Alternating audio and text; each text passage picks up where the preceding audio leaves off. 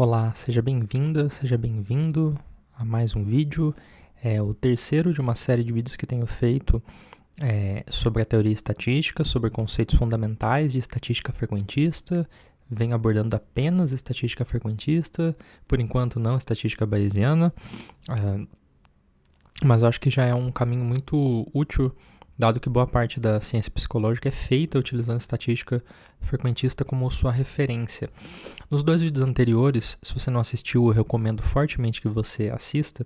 Eu falei um pouquinho sobre conceitos fundamentais, como teste de significância da hipótese nula, alfa, nível alfa, valor P, o que é um resultado estatisticamente significativo, o que é erro do tipo 1, erro do tipo 2, o que é poder estatístico. E depois dessas duas longas aulas, que eu acabei até me estendendo mais do que eu gostaria, mas eram muitos conceitos também a serem abordados, o objetivo dessa aula é um pouco diferente. Eu quero falar agora de alguns fatores que afetam o poder estatístico e algumas outras simulações de dados que eu acho que nos ajudarão a ter alguns insights. Eu, quando comecei a estudar estatística, às vezes eu tinha a sensação de que eu tinha entendido um conceito.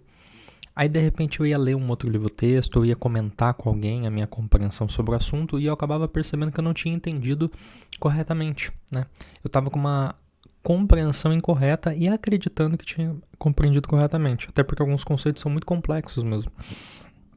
Uma maneira que me ajudou a entender alguns conceitos foi por meio de simulações. Não fazendo as minhas simulações no começo, porque eu não sabia, mas vendo outras pessoas fazerem simulações. Por quê? Porque a estatística frequentista, ela trabalha tanto com raciocínio probabilístico, de que você sempre pode estar errado, quanto com a ideia de conceitos frequentistas, ou seja, conceitos que pressupõem a repetição de experimentos hipotéticos idênticos ao seu, milhares, milhões de vezes, extraindo a partir disso qual é a probabilidade do seu resultado ser observado dentro de uma população de experimentos idênticos aos seus.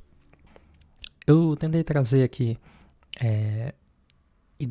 reunir ideias de locais que eu assisti, coisas que eu li e compilar tudo em um único lugar, de uma maneira que eu julgo ser um tanto quanto didática, me baseando nos cursos do Altair de Souza, da Fernanda Pérez, do Daniel Lakens e de outros também.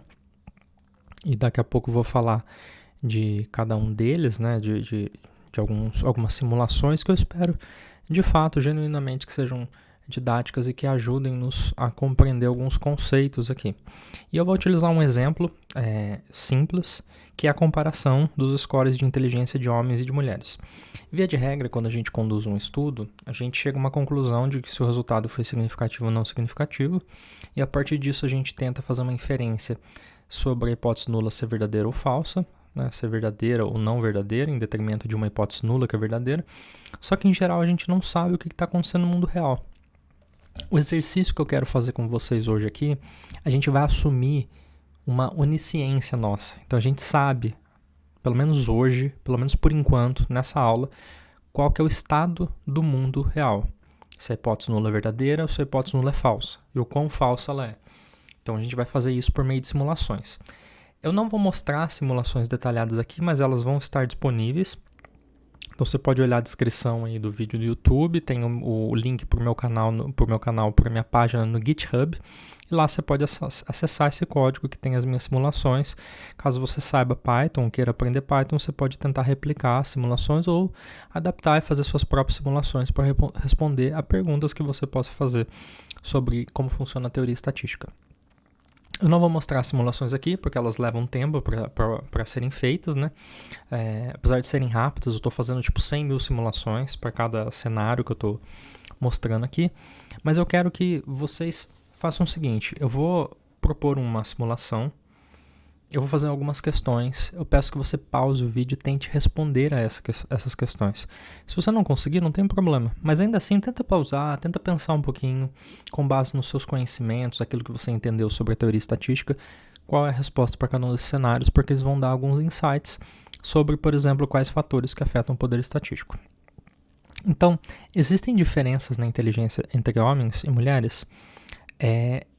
A ideia é que a gente trabalhar algumas simulações e em alguns momentos a gente vai assumir que não existe, que em média homens e mulheres têm níveis de inteligência iguais. Em alguns outros cenários, vou assumir que as mulheres são mais inteligentes que homens, tá? Isso foi feito um tanto quanto arbitrário, simplesmente para fins de simulação, tá? Então, foquem no caráter didático aqui deste vídeo. Então, suponha primeiro que homens e mulheres são igualmente inteligentes. Sorteio 20 homens e 20 mulheres, por exemplo, da universidade, né, de um curso de graduação aí de psicologia, por exemplo, e eu aplico um teste de inteligência nos homens e nas mulheres. Se na população homens e mulheres são igualmente inteligentes, eu espero que, se eu pegar a média de inteligência de homens e subtrair da inteligência de mulheres, de zero, dê um valor muito próximo a zero. Isso é representado por essa distribuição aqui, que é uma distribuição de diferenças em que o valor mais frequente é zero, tá? Só que de vez em quando essa diferença, aqui está em diferença padronizada, está em score Z, mas não vou entrar em muitos detalhes aqui, mas de vez em quando essa diferença vai ser um pouquinho maior, favorecendo as mulheres. Então, a inteligência de homens menos mulheres vai dar negativo, indicando que as mulheres são um pouquinho mais inteligentes. Às vezes vai dar que elas são muito mais inteligentes. Às vezes vai dar que elas são muito, muito, muito, muito mais inteligentes. E às vezes vai acontecer o oposto, né? Às vezes vai dar que os homens são um pouco mais inteligentes, mais ou menos inteligentes, muito mais inteligentes, ok? Então essa é uma distribuição, aqui no meu exemplo, que ela ilustra o que eu esperaria assumindo a hipótese nula. Eu esperaria que na maior parte do tempo eu não observasse diferenças nos scores de inteligência de homens e de mulheres, ou observasse diferenças muito pequenas, e eventualmente observaria diferenças muito grandes. A região branca é a região que eu chamaria aqui da região não surpreendente, né? Esse não é um conceito técnico, tá? Eu estou me baseando aqui no Daniel Lakens, que fala algo do tipo, que é a região em que eu não vou me surpreender. Deu que homens são mais inteligentes que mulheres. Mas isso não significa que eles sejam de fato. Pode ter sido só erro amostral. Agora, as regiões em vermelho são as regiões que são surpreendentes.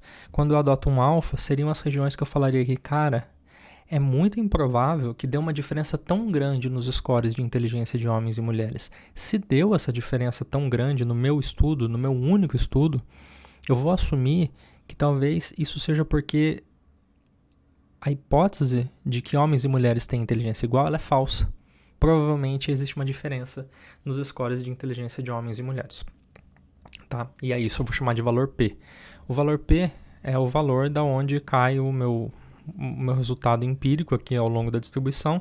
Então, se ele cai mais para cá, seria o quanto que tem de resultados extremos à direita. Se ele cair mais para cá, o quanto de resultados extremos tem à esquerda. E se ele cair nas regiões em vermelho, significa que ele caiu nas regiões em que ele é menor que o alfa. Logo, eu vou assumir um resultado estatisticamente significativo. Tem a questão de se o teste é unicaudal ou bicaudal, mas eu não vou entrar nesse mérito. Mas se você quiser entrar, tem aqui um vídeo muito interessante que eu já recomendei da Fernanda Pérez, que fala aqui de teste unicaudal versus bicaudal. Bom, então vamos começar. Na minha primeira simulação, eu vou assumir o seguinte. Eu vou assumir que a minha hipótese nula, ela é verdadeira, tá? Eu não vou só assumir a hipótese nula, porque eu sempre assumo a hipótese nula verdadeira. Mas eu vou assumir na população também. Então, eu assumi enquanto pesquisador que a hipótese nula é verdadeira, a inteligência média de homens e de mulheres é igual, mas faz de conta por um momento que, sendo eu onisciente, eu já sei que essa inteligência é igual. Quer dizer, essa hipótese nula, ela está correta, tá? Então, a questão que eu quero fazer para vocês é o seguinte. Eu vou pegar um número elevado de estudos, então eu vou conduzir 100 mil estudos, tá? E em todos os estudos eu vou recrutar 20 homens e 20 mulheres, ou seja, 20 pessoas por grupo. E eu vou aplicar o teste de inteligência em homens e o teste de inteligência em mulheres. Na maioria dos casos, quando eu estiver falando disso, eu vou estar assumindo o seguinte, eu vou estar assumindo que a média de homens é 100 de inteligência, que nesse caso eu vou assumir que a média de mulheres também é 100, porque a hipótese nula é verdadeira. Eu sempre vou assumir que o desvio padrão de homens e de mulheres vai ser 15, porque em geral testes de inteligência eles são centralizados ao redor de 100, né? Média 100, desvio padrão 15, né? É tipo essa distribuição aqui, só que com média 100, e um desvio padrão é 115, 85, 130, 70 e assim por diante, tá? Isso daqui eu sempre vou assumir, tá? Nas minhas simulações, e o que eu for variando eu vou falando. Por exemplo, nesse caso eu estou assumindo que o N por grupo é 20 e estou assumindo 100 mil simulações, que é como se eu estivesse conduzindo 100 mil estudos, melhor dizendo, tá? E aí, a pergunta é qual o percentual de valores P's que serão menores que o alfa, tá? Vamos assumir aqui que o alfa é igual a 0,05, tá? Quando eu não disser nada ao contrário, o alfa é igual a 0,05. Então, assumir o alfa é 0,05, hipótese nula, média de homens e mulheres é igual. Aí a primeira questão é qual o percentual de valores P que será menor que o alfa. E a questão 2 é como será a distribuição de valores P quando a hipótese nula é verdadeira. Se eu colocar isso num gráfico, qual que vai ser o formato desse gráfico? Vai ser assimétrico, simétrico, como que vai ser? Peço que você pause o vídeo e tente responder essas duas questões, pensa um pouquinho e vamos lá. Bom, eu vou assumir que você já tentou responder as questões. Eu vou revelar as respostas aqui, começando da questão 1. Então, tá escondidinha aqui. A resposta é a seguinte, olha lá. Bom, considerando que a hipótese nula é verdadeira, a frequência relativa no longo prazo, e a gente está falando de um raciocínio frequentista, então se eu conduzir esse estudo 100 mil vezes, eu espero que a quantidade de P's menores que alfa, ele tenderá a alfa vezes 100%. Se eu assumir que alfa é 0,05, esse valor vai ser de 5%, tá? Se eu assumir um outro valor de alfa, ele vai ser o percentual associado a esse alfa, tá? Então, olha só que interessante. Se o meu alfa é 0,05, eu espero que 5% dos meus P's sejam menores que o alfa, se a hipótese nula for verdadeira. Esse valor ele representa justamente a taxa de erro do tipo 1 que o pesquisador pré-especificou, porque é justamente isso que o alfa faz. O alfa ele define qual que é a probabilidade ou qual que é a frequência relativa de erros que eu vou ter no longo prazo, né? Que é a probabilidade ou a taxa de erro de tipo 1. Agora, se o pesquisador deslocar seu critério, ou seja, o seu nível alfa, para a direita no gráfico a seguir, o percentual de valores P's menores que alfa aumentará. Então, o gráfico, que já é a resposta da questão 2, como que é a distribuição de valores P's, é esse daqui, ó. Então, se a hipótese nula for verdadeira e eu conduzir 100 mil estudos com 20 homens e 20 mulheres e avaliar a inteligência deles e calcular o valor P ali por meio, sei lá, de um teste T de Student, que foi justamente isso que eu fiz na simulação, eu vou ter uma distribuição retangular, uma distribuição uniforme. Você vê que nenhum valor é mais provável que o outro. Tem pequenas diferenças aqui, mas isso é flutuação amostral. Em média, isso daqui é bem assimétrico. E olha só, de 100 mil, quase 5 mil, ou seja, 5% dos valores P ficaram abaixo da linha pontilhada. Essa linha pontilhada representa um alfa de 0,05. Ou seja, o bonito e o intuitivo dessa imagem aqui, que depois que a gente vê, antes às vezes não é tão intuitivo, mas depois acaba ficando bem interessante, é que é isso. Quando a hipótese nula é verdadeira, quando isso daqui é uma verdade, o alfa que eu defino é quantos por cento das vezes que eu vou estar errado. Quantos por cento das vezes que eu vou dizer uma bobagem de dizer que a hipótese nula é falsa, mesmo ela sendo verdadeira, né? Então, nas situações em que a hipótese nula é verdadeira, que eu caio aqui, né, a taxa de erro do tipo 1 vai ser aproximada pelo alfa, né? Vai ser o percentual de vezes que eu vou dizer que o resultado é significativo, o meu P foi menor que o alfa, mesmo que no mundo real não tenha efeito, tá? Então era isso que eu esperava como resposta. Espero que esse gráfico tenha ajudado na sua intuição de entender como que o alfa se comporta, como que os valores P se comportam quando a hipótese nula é verdadeira e qual que é a relação entre o percentual de valores P menores que o alfa e a ideia de nível de significância. A segunda simulação, agora eu vou assumir que existe sim uma diferença de inteligência média de homens e mulheres. Em particular, sabendo que a inteligência de homens, em média, é de 100 pontos, a de mulheres vai ser de 107,5 pontos, ou seja, 7,5 pontos a mais do que homens. Como o desvio padrão da população é de 15 pontos, e 7,5 é metade de 15, então significa que dizer que essas mulheres têm 7,5 pontos a mais que homens é o equivalente a dizer que elas têm meio desvio padrão a mais de inteligência do que homens. Seria o equivalente também a dizer que o tamanho do efeito dessa variável, né, ser homem ou ser mulher, nos scores de inteligência é um D de Cohen, né, que é uma medida de tamanho de efeito de 0,5 desvio padrão. Tá? Bom, então agora eu vou repetir a mesma simulação que eu fiz antes, 20 homens e 20 mulheres por grupo, 100.000 simulações, alfa igual a 0,05, e a pergunta é, as perguntas melhor são, questão 3, após um elevado número de estudos com tamanho amostral fixo, qual é o percentual de valores P que serão menores que o alfa? Estritamente a mesma pergunta aqui na simulação 1, só que agora para um cenário em que eu sei que a hipótese nula é falsa, mesmo eu assumindo que ela é verdadeira. Note que o meu teste estatístico continua assumindo que a hipótese nula é verdadeira.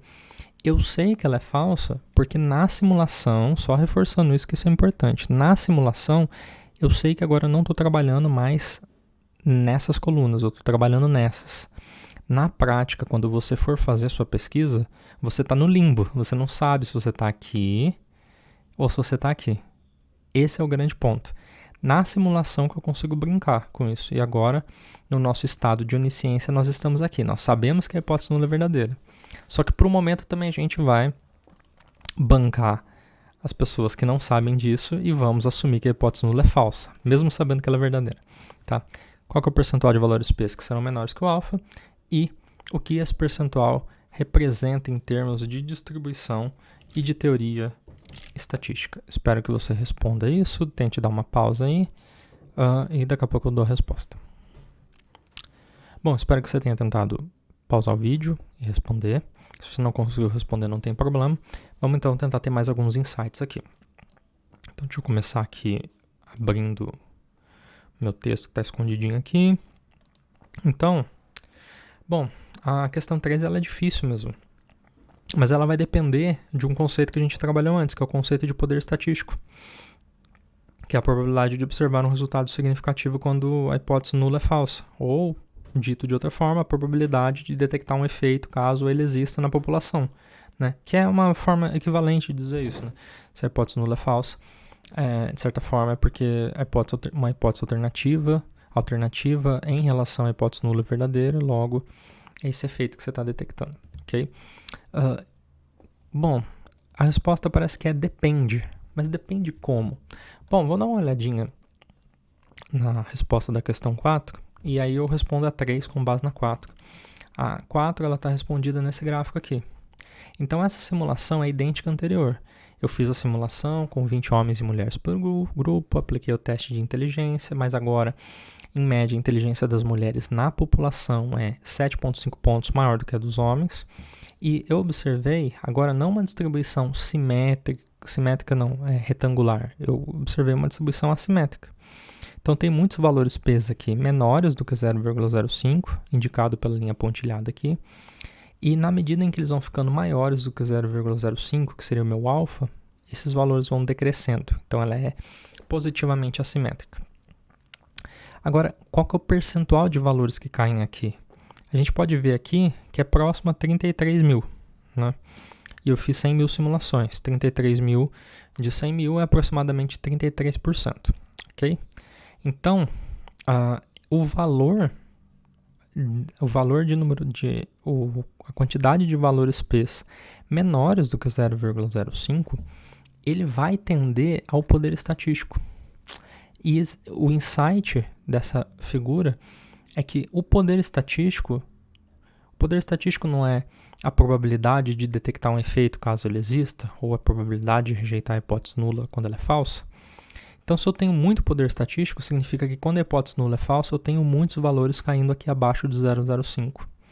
Se eu tenho pouco poder estatístico, significa que isso não está acontecendo tanto. Ou seja, nesse cenário aqui, mesmo com mulheres sendo na população 7,5 pontos mais inteligentes que homens, se eu conduzir o estudo com 20 homens e 20 mulheres, uma a cada 3 vezes eu vou encontrar efeito. vou dizer que tem diferenças entre homens e mulheres, enquanto que nas outras 2 vezes a cada 3 eu vou dizer que não tem diferenças. Ou seja, meu poder estatístico é baixo, tá? Então vou tentar demonstrar isso agora num outro software que está aqui, que é o Gpower, né? Nosso amigo Gpower, para quem trabalha com pesquisa deve conhecer, a gente utiliza ele para estimar tamanho amostral, estimar poder estatístico, estimar diferentes coisas antes de conduzir um estudo, ou às vezes depois de conduzir um estudo. Bom, eu estou aqui no teste T, eu vou colocar aqui teste T para grupos independentes, tá? Geralmente a gente faz análise de poder a priori, que é basicamente quando a gente tenta calcular qual é o tamanho amostral necessário para detectar um efeito, dado o nosso alfa, dado o nosso poder, dada a direção do nosso teste, dado o nosso tamanho de efeito. Aqui eu vou fazer uma coisa um pouquinho diferente. Aliás, primeiro eu vou fazer desse jeito. Então eu vou colocar aqui que o meu teste é bicaudal, ou seja, eu não sei se homens são mais inteligentes que mulheres ou mulheres são mais inteligentes que homens. Então eu posso detectar efeito por qualquer lado. O meu tamanho de efeito vai ser 0,5, que corresponde aos 7,5 pontos a mais que mulheres têm que homens em teste de inteligência. O meu alfa vai ser 0,05, tá? E eu vou colocar que o poder aqui é 0,80, tá? Ok. E vou calcular aqui o tamanho amostral. E ó, aqui ele está falando que eu precisaria de 64 pessoas por grupo para ter 80% de poder estatístico. Para fazer com que 80% dos valores P fiquem abaixo de 0,05, fiquem mais aglutinados aqui, né? Agora deixa eu fazer um outro cálculo que é mais interessante ainda para a gente. Eu vou entrar aqui no post-hoc. O post-hoc não é um teste muito recomendado na pesquisa científica, né? Mas aqui, para minha simulação, ela vai ser interessante. Então agora eu vou fazer um pouco diferente. Agora eu sei que na verdade eu usei 20 participantes por grupo, né? Nessas 100 mil simulações que eu fiz. O que eu quero calcular agora é o seguinte, agora eu não quero calcular o tamanho amostral necessário para detectar o efeito com dado alfa, com dado poder estatístico. Agora é o contrário. Agora eu sei qual é o tamanho do efeito na população, eu sei qual é o alfa que eu quero adotar e eu sei com quantos participantes que eu posso coletar. Só posso coletar com 20 homens e 20 mulheres. Não tenho mais dinheiro, mais recurso que isso. Qual que é o poder estatístico que eu tenho? Vamos calcular. Eu olho o valor aqui, ele deu 0,3379, blá, blá, blá, blá, blá. Esse é o valor do meu poder estatístico. Significa que é um valor muito próximo a esse. Como que eu sei que é muito próximo? Teria que olhar aqui minha simulação, eu acho que eu não vou conseguir olhar aqui agora, porque eu já rodei a simulação várias vezes, eu acho que eu não vou conseguir olhar, não vou, senão eu vou acabar mostrando outras coisas aqui que eu não queria mostrar ainda. Não, aqui ó, achei, desculpa, olha aqui ó, a simulação que eu rodei antes de fazer o gráfico foi essa daqui, tá? Hipótese nula falsa, blá blá blá, acabei de falar. E eu imprimi aqui ó, em 100 mil simulações, 33.629, ou seja, 33,63% tiveram testes T de estudantes significativos. Olha só como isso está próximo desse valor aqui. Marcos, por que os valores estão diferentes? Porque esse valor aqui ele é analítico. Existe uma equação, uma fórmula que você calcula esse valor. Sempre que eu colocar esses valores aqui, ele vai chegar no mesmo resultado. Esse valor aqui não é analítico, esse valor é empírico. Por quê? Porque eu rodei 100 mil estudos. Se eu rodar a simulação de novo aqui, contanto que eu mude o valor dessa semente aqui, por exemplo, se eu colocar aqui 1, 2, 3, ele vai gerar um novo número pseudo-aleatório, e aí ele vai rodar a simulação, e esses valores vão dar ligeiramente diferentes, né? Muito provavelmente vai dar um valor um pouquinho maior, um pouquinho menor que esse. Mas ele está muito próximo desse daqui, tá? Então, o que esse cálculo aqui de poder de post-hoc tá mostrando é que com 20 participantes por grupo, eu posso esperar que a cada 1/3 dos meus experimentos eu detecte um efeito com D de Cohen de 0,50, né? Que é muito próximo ao que está nesse gráfico. Então, eu preciso possivelmente aumentar meu tamanho amostral para, caso o efeito seja deste tamanho, eu ter mais poder estatístico para detectá-lo, ok? Deixa eu ver se eu não deixei nada para trás. Tá, e o percentual então vai tender ao poder estatístico, é basicamente isso. Quanto mais poder estatístico eu tiver, mais esse percentual vai estar para cá e o percentual vai ser próximo ao poder estatístico, ok? Bom, vamos à terceira simulação. Mais uma vez, eu vou assumir inteligência das mulheres sendo 7,5 pontos maior do que a de homens, o que equivale a meio desvio padrão de diferença na escala de Cohen. Só que agora eu vou mudar primeiro. Não vou trabalhar mais com 20 homens e 20 mulheres por grupo, mas 50 pessoas por grupo, tá? Então, mais que dobrei esse valor. E agora eu vou assumir que são 7 pesquisadores olhando para esses 100 mil experimentos. São os mesmos 7 pesquisadores, só que eles adotam critérios distintos. Então, o alfa dele é 0,0001. É como se ele colocasse a barra lá em cima. Para quem não sabe o que eu estou falando quando eu falo de barra, eu estou utilizando essa analogia aqui, deixa eu ver onde está, essa analogia aqui que eu fiz em vídeo anterior. Se você não assistiu, eu peço que você retorne lá. Voltando aqui. Cadê? Chegamos. Então, um vai adotar esse critério, o outro vai adotar esse um pouco mais para baixo, esse um pouco mais para baixo, esse mais para baixo, até esse bem baixo. A questão é, qual pesquisador, assumindo esses alfas, qual pesquisador afirmará ter encontrado mais estudos com diferenças significativas e qual afirmará ter encontrado mais estudos sem diferenças significativas? E por quê? Então, quero que você me diga se é o pesquisador que adotou esse critério, esse. E por quê? Justifique sua resposta. Então, pausa o vídeo, tenta pensar um pouquinho e eu já trago a resposta. Ok. Então, esse gráfico aqui mostra a distribuição de valores P's. Ele é muito parecido com o gráfico anterior, com a diferença de que agora eu tive quase 70 mil casos aqui com 50 participantes por grupo. Eu tive quase 70 mil casos aqui. A gente pode até conferir no Gpower, então eu posso mudar aqui agora. Então eu sei que tenho 50. Né? Se eu mudar aqui para 50 e aqui para 50, eu espero que aqui chegue num valor próximo a 0,70, porque é o valor que está aqui. Vamos ver se o cálculo analítico... Não, aqui é 50. Se o cálculo analítico chega próximo ao cálculo da minha simulação. Calculei aqui, olha lá, 0,696, muito perto de 0,70, igual está aqui. Muito perto de 0,70. De fato, com 50 participantes por grupo, considerando um alfa de 0,05 e um tamanho de efeito de 0,50 com um teste T independente, é o que eu espero. Um poder estatístico próximo a 0,70. Agora o ponto é o seguinte, diferentes pesquisadores vão colocar os alfas deles em diferentes lugares desse contínuo aqui de valores P.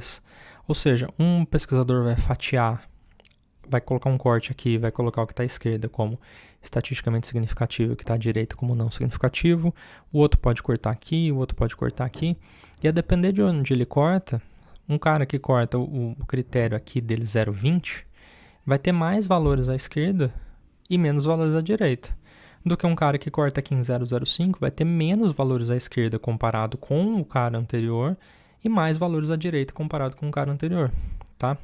Então, a partir disso, a gente vai chegar à nossa resposta, que é o próximo gráfico, que é basicamente os estudos significativos em função do nível alfa. O que esse gráfico está fazendo?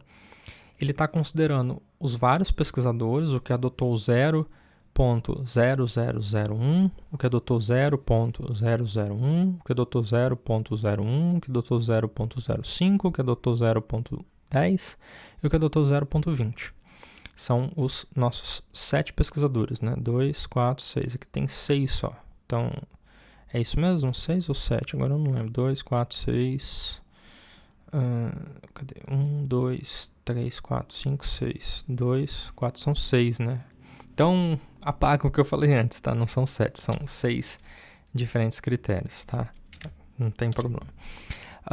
Ok. Então, basicamente o que eu estou fazendo é o seguinte. O cara que cortou aqui, ó, aqui é 0,05. Tem quase 70% dos valores aqui, 70 mil de 100 mil, que estão abaixo. Que é exatamente aqui, ó. O 0,05, o valor está próximo a 70%. O 0,10 está próximo a 80%. A gente pode olhar aqui, ó, porque 0,10 vai dar exatamente aqui, ó. Cortando essa barra aqui, então ele pega essa barrona e essa daqui. Aqui tem 70 mil, aqui tem mais 10 mil, 70 com 10 mil dá 80, 80 mil dividido por 100 mil, multiplicado por 100 dá os 80%, tá? Então é basicamente isso.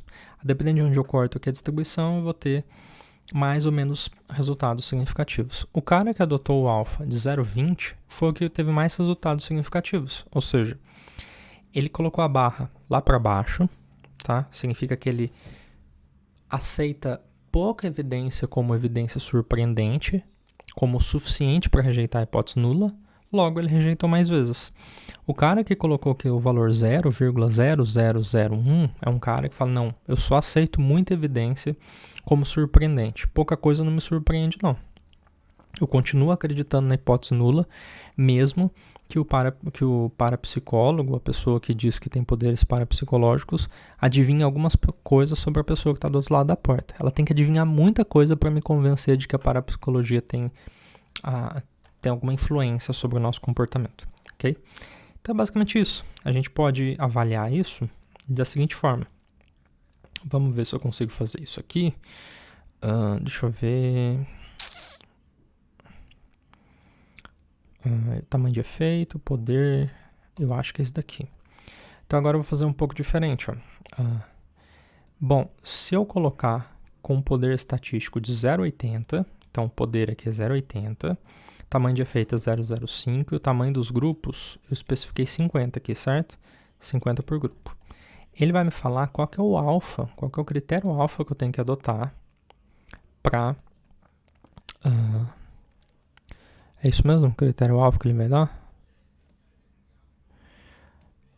Para conseguir atingir esses 80% de poder. Então vou calcular aqui, olha lá o valor que ele deu, algo muito próximo a 0,10, que é quase que exatamente o valor que eu tenho aqui. É no 0,10 que eu tenho um poder estatístico de 0,80. E se eu adotar, deixa eu pensar aqui, esse valor aqui de 0,05, né? Então vamos pôr aqui agora que o poder foi 70, né? Eu quero atingir, gente, eu quero ter 70% de poder para obter esse efeito e eu vou coletar dados com 100 pessoas, 50 homens, 50 mulheres. Qual alfa que eu tenho que adotar para ter 70% de poder?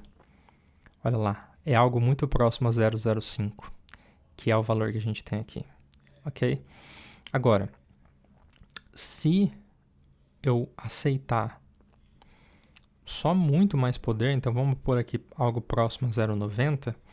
Aqui eu creio que não seja 0,90, vou pôr algo talvez em torno de 0,88, porque parece estar um pouquinho abaixo da metade, aqui entre 80 e 100. Vamos ver agora o que dá aqui, calculei, e olha lá, ele deu 0,18, deixa eu pôr 89. Olha lá, com 89 ele deu 0,20. Eu teria que adotar um alfa bem leniente, bem liberal de 0,20 para ter 89% de poder estatístico, que é exatamente o que a gente tem aqui. Ok? Espero então que a simulação tenha útil para entender a relação entre o alfa que você adota e o poder estatístico obtido. Bom, vamos a mais um exemplo, a simulação 4. Mais uma vez eu vou assumir que mulheres têm meio desvio padrão a mais de inteligência que homens, que dá 7,5 pontos, naquela escala em que a média é 100 pontos e desvio padrão é 15.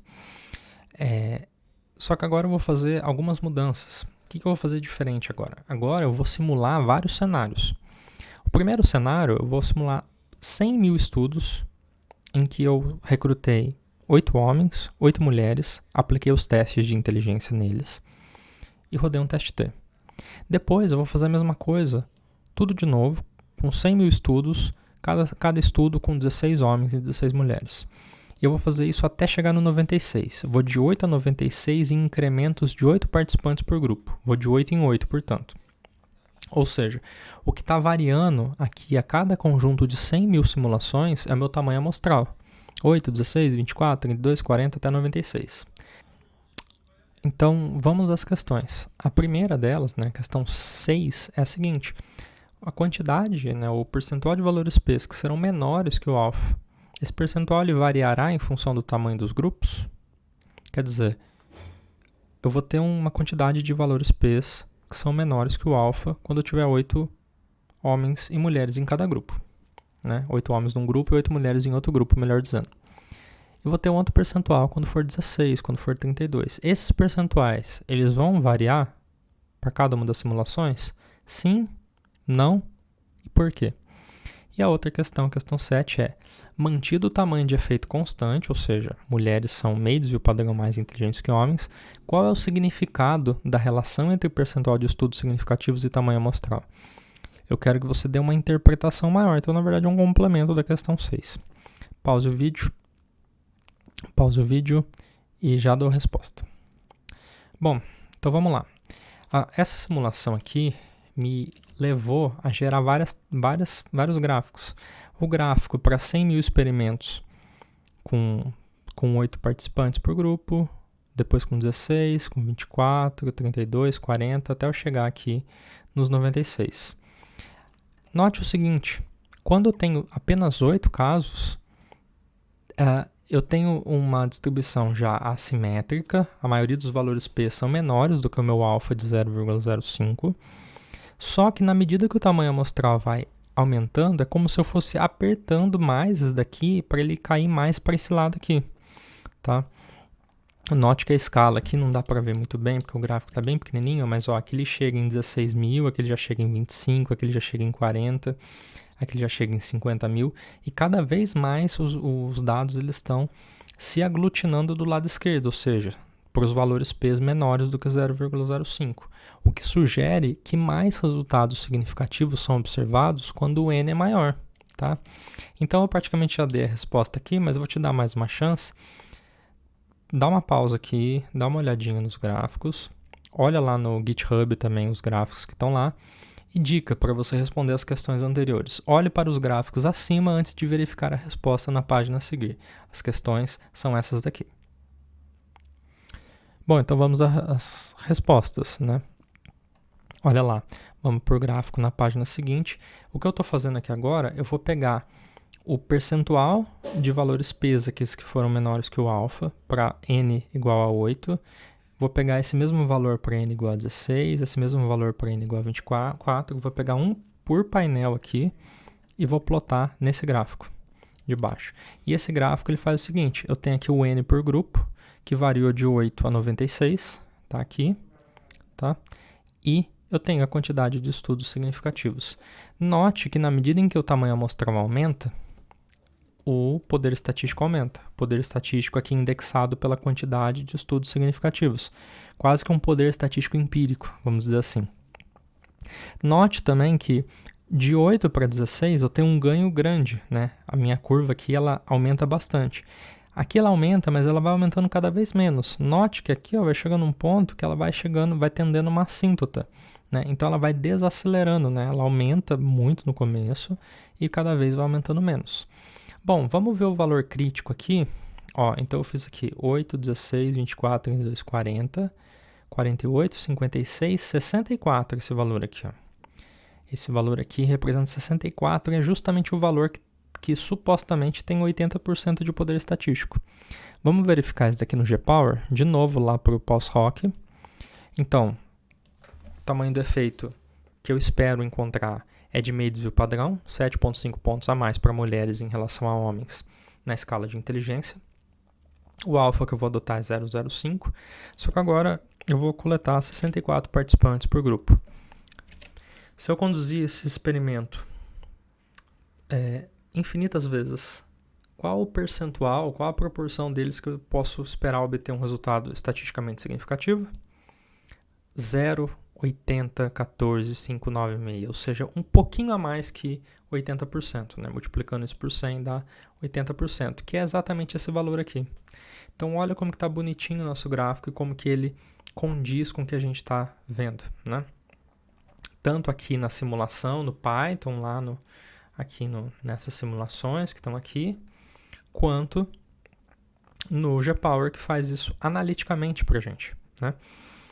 Então, é isso. Eu precisaria de 64 participantes por grupo para, a cada 5 estudos que eu fizer, em 4 deles eu detectar uma diferença significativa entre homens e mulheres. Por que 4 de 5?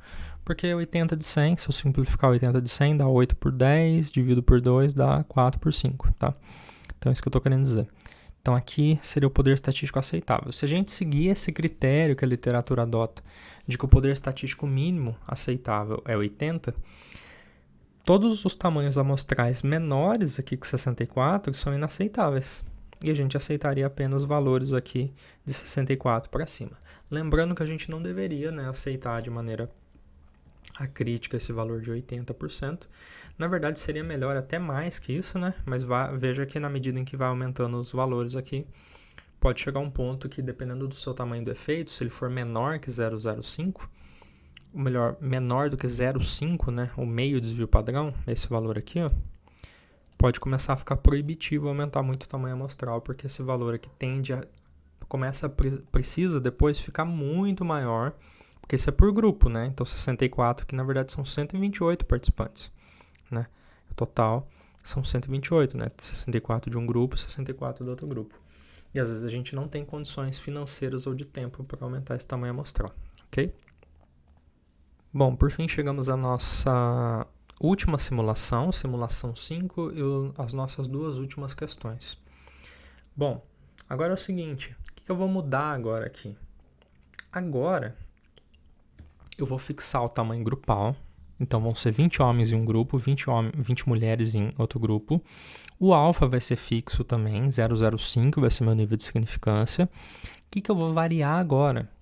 O que eu vou variar agora vai ser o tamanho do efeito, ou seja, a diferença real existente entre homens e mulheres. No primeiro cenário que eu vou simular, eu vou assumir que homens e mulheres ambos têm inteligência média igual a 100. Ou seja, o tamanho do efeito é 0, não tem diferenças. Então, o primeiro cenário meu é o cenário que a hipótese nula é verdadeira, tá? Mas eu vou simular ainda cenários adicionais em que mulheres terão inteligências médias variando entre 100 e 115 com incrementos de 1,5, ou seja, 101,5, depois outro cenário 103, depois outro cenário 104,5 até chegar em 115.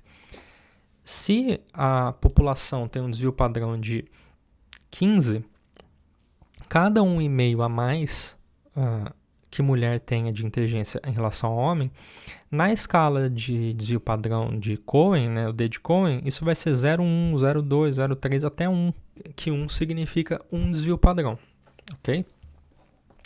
Muito bem. Então eu vou fazer essa simulação em que vai ter um cenário em que a hipótese nula é verdadeira e vai ter depois vários cenários em que a hipótese nula é falsa, mas que diferentes hipóteses alternativas são verdadeiras.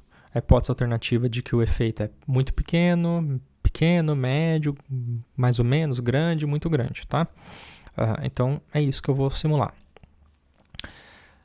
Para cada um desses cenários, vou fazer separadamente e vou conduzir 100 mil simulações. Então, vão ter 100 mil experimentos, 100 mil estudos com mulheres e homens com inteligências iguais. Depois 100 mil estudos com homens tendo média 100, mulheres média 100, 101,5. Depois 100 mil estudos com homens média 100, mulheres média 103. Até 100 mil estudos com homens média 100, mulheres média 115. Para cada um desses 100 mil estudos, eu vou calcular um teste T de student e vou ver se foi significativo ou não. Perguntas. Questão 8. O percentual de valores P que serão menores que o alfa, que é 0,05. Esse percentual ele variará em função dos scores médios de inteligência das mulheres? Sim, não e por quê? Né? Questão 9. Mantido o tamanho amostral, que é 20 por grupo, e o nível de significância, que é 0,05, constantes, qual é o significado da relação entre percentual de estudos significativos e tamanho de efeito? Ou seja, diferença de scores de inteligência entre homens e mulheres. Tenta pensar um pouquinho, dá uma pausa no vídeo e eu já dou a resposta. Espero que você tenha tentado responder. Vamos lá, as respostas. Bom, assim como na simulação anterior, agora eu tenho vários cenários. E aqui o legal é o seguinte, no primeiro cenário eu tenho aquela distribuição uniforme, que a vantagem das mulheres em número de pontos em relação a homens é 0, né? Porque a média delas é 100, a média dos homens é 100. Note que nesse caso a hipótese nula é verdadeira, e aí eu tenho aquela distribuição que a gente já conheceu numa das primeiras simulações, que é a distribuição uniforme e que 5% em média dos valores P são menores do que o alfa, que é justamente a nossa taxa de erro do tipo 1. É o quanto que a gente espera estar errado no longo prazo de dizer que a hipótese nula é falsa quando ela de fato é verdadeira. Então esse é o único cenário que a hipótese nula é verdadeira, porque aqui eu estou assumindo que a hipótese nula é só a hipótese zero, né? Diferença zero. Aí quando a vantagem das mulheres é de 1,5 ponto, eu conduzi mais 100 mil simulações aqui. Então aqui seria o equivalente a um D de Cohen de 0,1. Note que a distribuição começa a se acumular ainda de maneira bem discreta ao lado esquerdo. Com 3 pontos, isso começa a ficar mais evidente. Olha agora, com 4, com 6, com 4,5, com 6 e com 7,5. O que vai acontecendo? Vai acontecendo igual vinha acontecendo em simulações anteriores, né? 7,5 era o valor que a gente vinha trabalhando antes, que equivale a meio desvio padrão na escala de Cohen, tá? Depois, com 9, com 10,5, com 12, com 13,5 e com 15. Olha só que interessante, com 15 é um desvio padrão, quase mais de 80 mil das 100 mil simulações. Eu diria que até mais de 85 mil tiveram aí valores P's menores do que o alfa. Se a gente pensar esse 15 aqui, 15 pontos, sabendo que o desvio padrão na população é 15, então seria um tamanho de efeito de 1. Né? A gente pode até calcular isso, mas agora eu vou calcular aqui no a priori. Então eu vou calcular que o meu tamanho de efeito é 1. E vou calcular... Não, na verdade era lá mesmo. Sai do lugar certo. Então aqui, desvio padrão, aqui o tamanho de efeito é 1, porque 15 pontos. Se mulheres são 15 pontos a mais, tem 15 pontos a mais que homens. E a média dessa população é 15, 15 dividido por 15 dá 1. Um desvio padrão a mais. Eu conduzi as minhas simulações com 20. Qual que é o poder estatístico esperado nesse caso? Vou calcular aqui, e olha, ele deu praticamente 87%, que é aproximadamente o valor que está aqui, ó, 87%, tá? Agora, se esse valor aqui for de 13,5, seria o equivalente a 0,9. Aqui, posso colocar aqui 0,9, porque 13,5 dividido por 15 vai dar 0,9. Olha lá, deu 0,79. Note que esse valor aqui está muito próximo disso, né? 0,79. Né? Não dá para ver aqui porque o gráfico está bem pequenininho, mas o valor está muito próximo de 79 mil. Né? Então, bom, agora o que eu quero calcular, né, esses são os gráficos dos painéis separados. Então a resposta para 8 é sim. O número de valores peso, o percentual, ele vai variar em função dos scores médios de inteligência das mulheres. Quanto mais as mulheres são inteligentes, mais os valores se aglutinam, de valores P se aglutinam abaixo de 0,05. O que isso significa? Significa que efeitos maiores são mais fáceis de serem detectados. Né? Eu devo ter escrito isso em algum lugar aqui, mas eu vou olhar para o outro gráfico que ele vai pegar exatamente os percentuais em cada um dos painéis e plotar num único gráfico, e aí a gente vai terminar essa interpretação. Olha lá. Então vamos lá.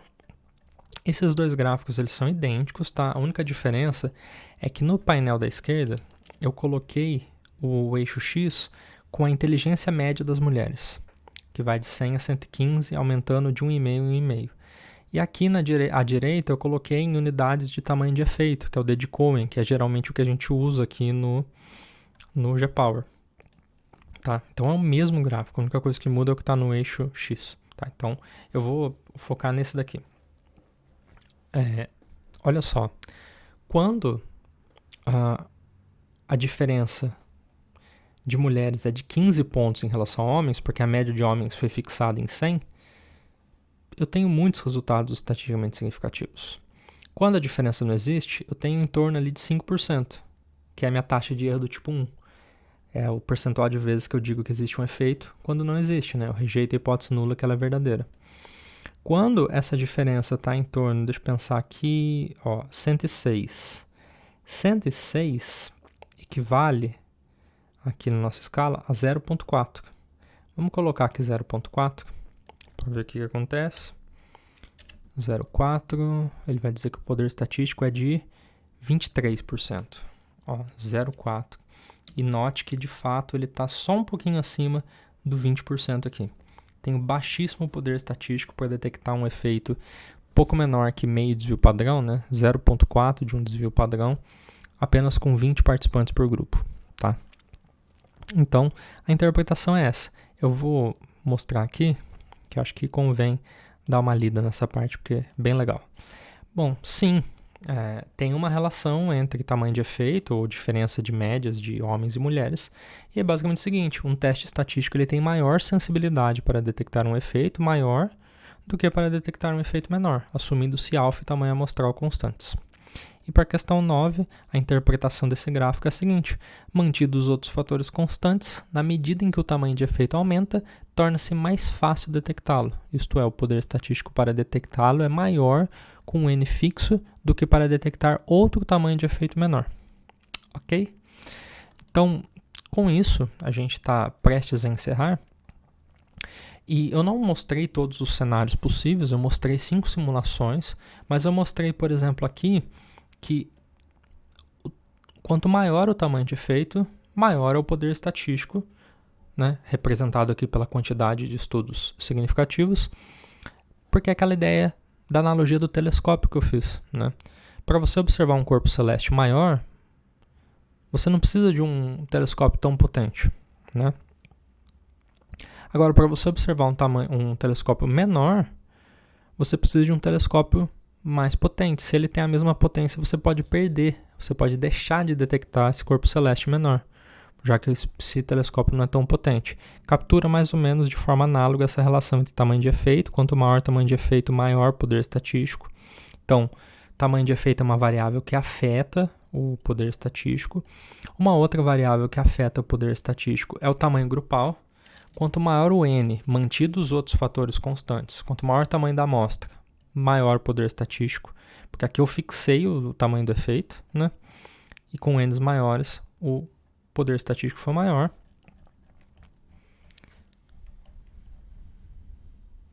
E um outro fator também que afeta o poder estatístico é o alfa.